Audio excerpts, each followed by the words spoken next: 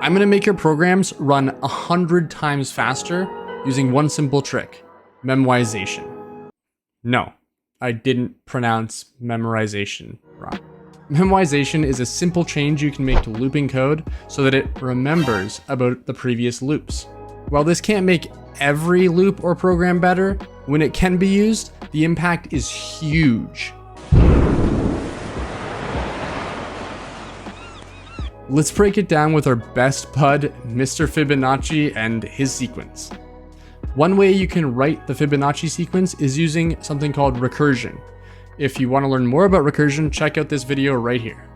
The recursion version of Fibonacci, stupid, can be written like this.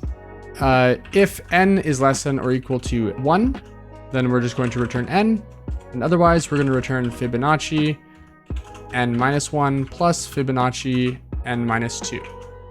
Now, let's go ahead and print this out and see what happens. So if we run Fibonacci of 5, we can run Python Memoization, and you can see we get 5. If we run this for 6, we should get the number 8, and there we go. Perfect. But what happens when we run this for 50? Well, I could probably leave for a few hours. Maybe we'd get a result here. You know what, let me just add some code, because if I don't, we're gonna be here for a long time. So let me change this here and paste this in here. So in order to do this, we're just gonna do from datetime, import datetime. And then this way we can get some dates and see how long it's actually taking us to do some things here.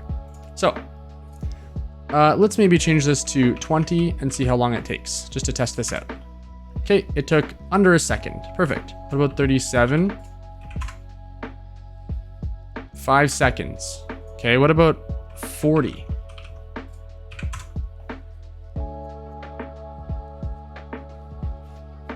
I think we're gonna be maybe waiting for a little while here.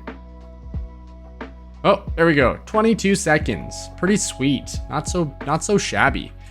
Now, that was painful. So let's actually change our Fibonacci by making it use memoization. So let's call this Fibonacci mem, and let's update it.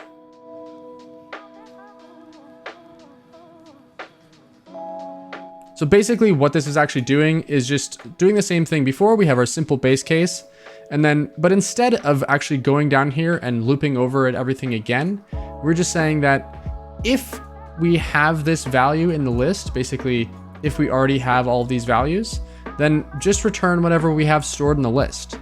Pretty simple, just get that value and bring it back.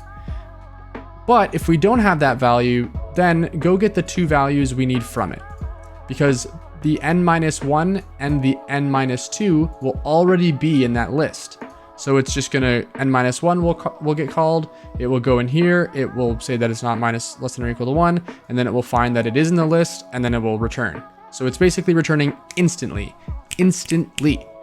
And then once we have that value, we add it back to the list and do the next one. Okay, so let's test this out here. Let's change this back to like 20, and let's copy all this. And we'll change this, and let's change this to memoization time and Fibonacci mem. Okay, let's run this now. Let's clear and run.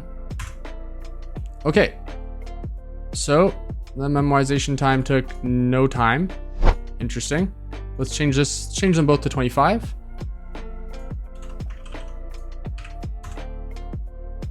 Okay, it still didn't take any time at all. Let's change it back to 37. Oh, 37. 37. Wow, I'm so proficient at typing. Give it a run. Okay, cool. Okay, cool. So we can now see that the normal one took 5.4 seconds. And the memoization one took less than a millisecond. That's really fast. Okay, cool. Well, let's, I think 40 took 20 seconds, so let's give that a go. Let's see how much faster this is.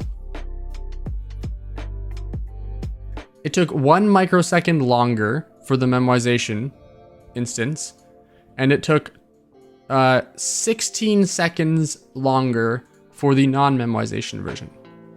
Now, I've tried this before, and rather than making this video multiple hours, if I change this to 50, well, I don't actually know how long it takes because I waited for 40 minutes and then I basically just gave up. So it takes a long time if you change it to 50.